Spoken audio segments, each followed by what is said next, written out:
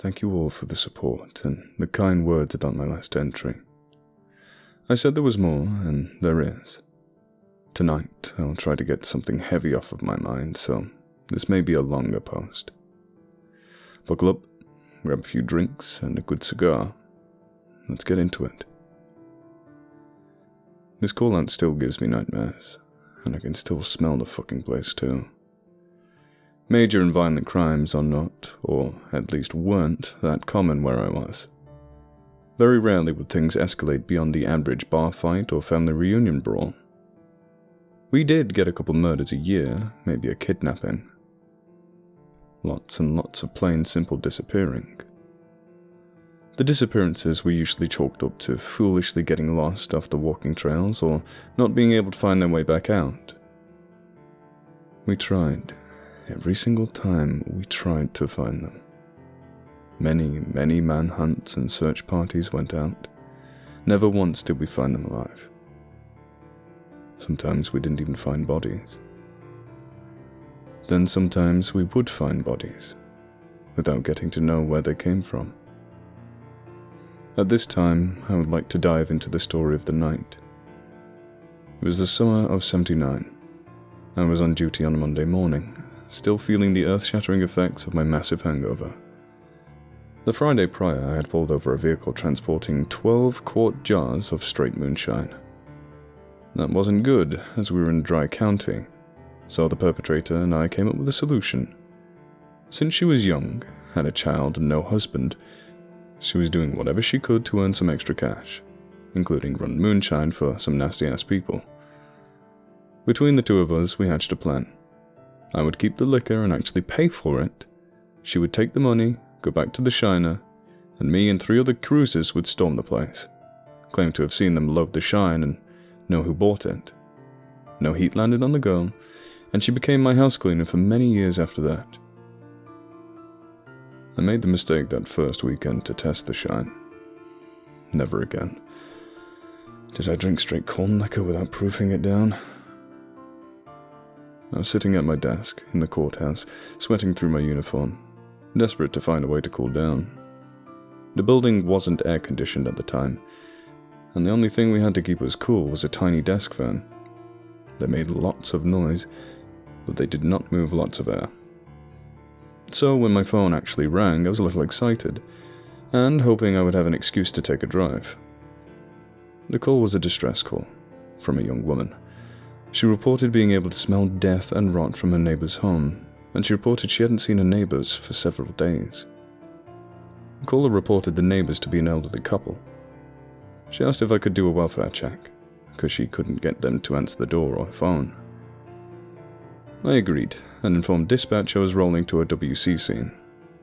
I also asked to have some EMSs on standby, just in case.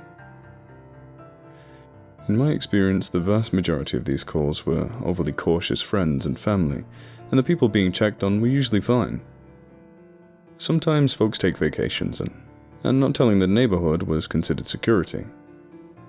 Simpler times, eh? I jumped into the cruiser and flipped the lights on. Sirens too, mainly so I could actually drive fast enough to get a good strong breeze in the car. It didn't take me long to reach the address I'd been given. The house was old and decrepit, needing many repairs, but still habitable. As I approached the domicile, I noted the smell of death. I could tell instantly I wasn't smelling a dead pet or even a dead deer. I was smelling a deceased human being. I radioed to dispatch, telling them to alert the EMS and county coroner. Also told them to bring a car with a detective. I informed dispatch I was entering the home, ending the transmission. I knocked loudly, using my mag light to beat against the front door. I cupped my hands around my face, trying to peer inside, but the windows appeared to be painted, and I could not see through them. Thinking nothing of it, I proceeded to checking the other windows for a line of sight into the home, and found them covered or painted like the rest. I made my way to the back side of the house, looking for an unlocked door or window or even the cellar being open. I was met with locks, drapes, and brown paint on every possible point of entry. By the time I came to the rotten back porch, the smell was nearly a physical being. I could almost reach out and touch it. I remembered the peppermint oil that the coroner gave us, and ran to my cruiser to get it. As I applied a very generous glob to my upper lip and nostrils, I radioed dispatch to check the progress of the coroner's arrival, and that of the backup I just requested. I was assured they would be arriving in a short time. I decided to enter the house via the rear door, just in case I was badly wrong about what I expected to find inside. That way we could try to ensure nobody burglarized the home after we left. A mule kicked open the wooden door just under the knob twice before the jamb shattered. It swung open and violently hit the wall behind it. The smell rolled out of that house like a sickly wet fog of nasty. The peppermint oil was now doing fuck all to help the stench. As my eyes watered and adjusted to the dim light inside the home, I noticed a sound. A constant droning noise. I knew that sound, but at that moment the hangover was truly kicking my ass, and my brain was in a deep fog. I made my way through the door and into the small cramped utility room. I made my way into the next room, which turned out to be the kitchen. I was using my flashlight to look around and felt something warm and wet plop on the back of my neck, followed by the intense smell of rot and human shit. I knew what it was, but my hand had a mind of its own and swept the nasty glob off my neck. I tried to fling the stuff on my finger as well as the realization of what the stuff was hit me. Putrescine and scatol, two chemicals produced when a body decomposes. Gagging and fighting back bile, I staggered into the dining room, where the noise I mentioned seemed to originate.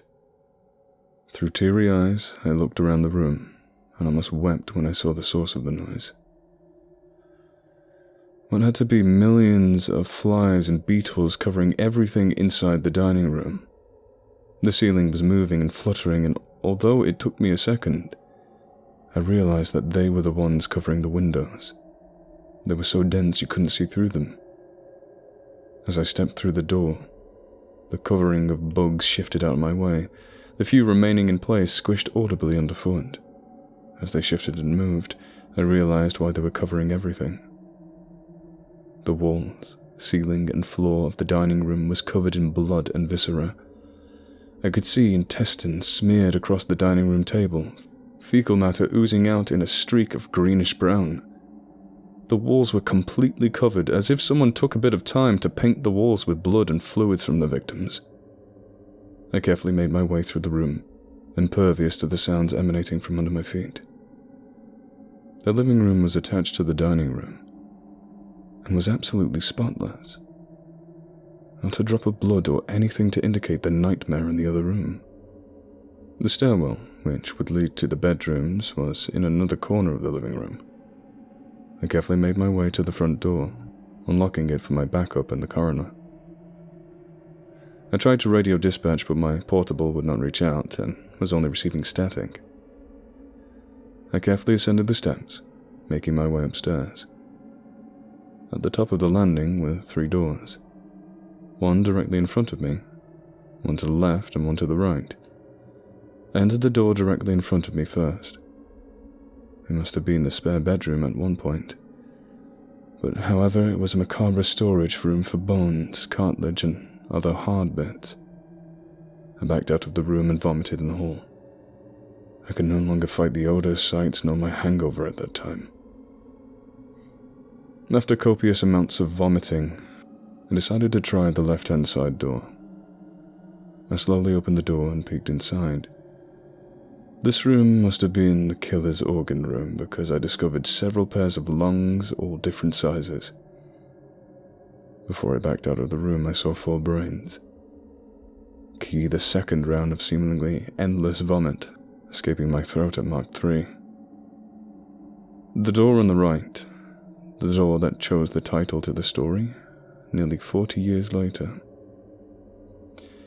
I slowly opened this door, weapon drawn, more for my own comfort than any protection, and as the door opened, I got a glimpse into hell's true kitchen.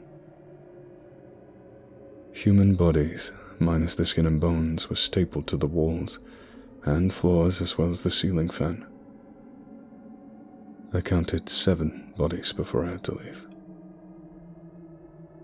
I was sitting on the front stoop, again giving control of my stomach to the hellish hangover, when my backup and the county coroner arrived. I couldn't speak, so I just raised a shaking finger and pointed into the house. I remember feeling lightheaded, then hearing the detective, a 20-year cop, scream like a girl, before I passed out.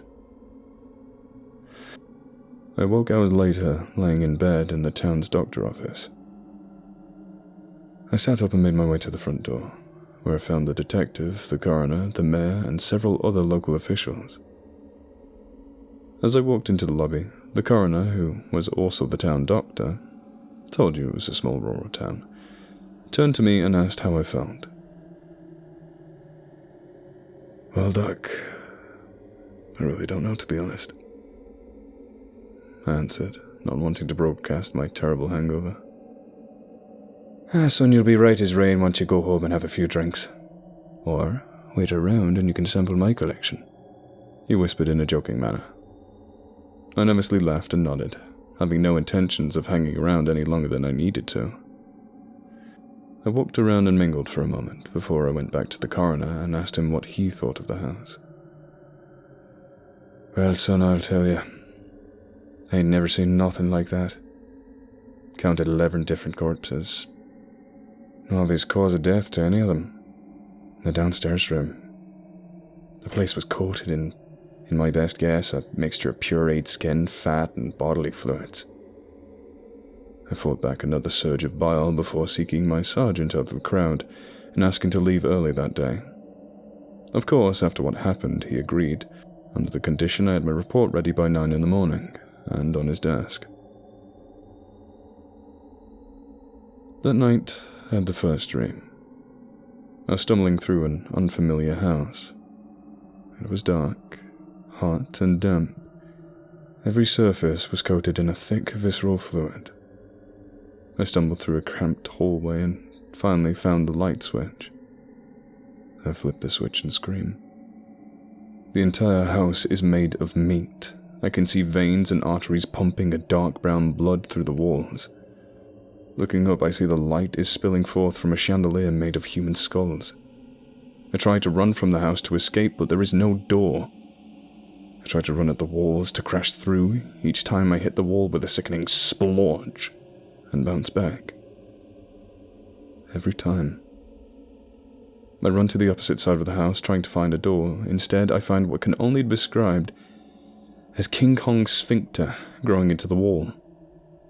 Part of my brain tries to tell me that I'll have to crawl through a giant, pulsating arsehole to escape this place, but another part of me thinks it's a trap. I frantically look around for something to use to stab the walls, and I see a bone growing up the wall. With a lot of effort and unforgettable sound, the bone was freed. I held it like a spear and ran at the wall, stabbing the meat house. I hear and feel an incredible deep rumble, and am thrown backwards as the walls leapt forward, spitting the bone back at the floor. With a dribble of brown blood, the wall seals the puncture wound. Desperate to escape, I jab the giant sphincter with the same bone I tore from the wall. With another deep rumble, I'm slammed back, not against the wall, but back into the room with the skulls. That's when I wake up screaming hard enough to taste blood. The next morning, after turning in my report, the sergeant drags me into his office, where he tells me the following. "Look, we have a problem. If we tell the public what happened here, or hell, even what we found, the locals would panic. We would have drunk rednecks running around all vigilante. We have to keep this covered up. The house has been condemned. The coroner managed to come up with a good enough cover for the barrels of nasty shit we had to take out of there, and the smell. Apparently the owners of the home died in their sleep, and the pets died shortly after, because of a gas leak, and as soon as the investigation is done, we'll burn it down. Officially, it's going to be an accidental death for both of the residents. The doc is going to try to use dental records to identify others, but he's not optimistic. Just remember the cover, and don't talk to anyone except me, Detective Lawson, or the doctor. And that's what the papers said the following day. Officially, it was an accidental death caused by an unchecked gas leak in the kitchen. Unofficially, we discovered a total of 13 bodies. None of them showed a cause of death. There was no foreign chemicals in the blood, no body parts. Using every tool available to us, we were unable to identify any of the bodies. The homeowners were put to rest in a sealed empty coffin. We had access to the database from the feds for an unrelated matter, and still could not find an identity for any of the bodies. That's that. We never figured out what happened there, and it never happened again. I still have that nightmare, or a twisted version of it, at least twice a month. There's more to come. Just bear with me.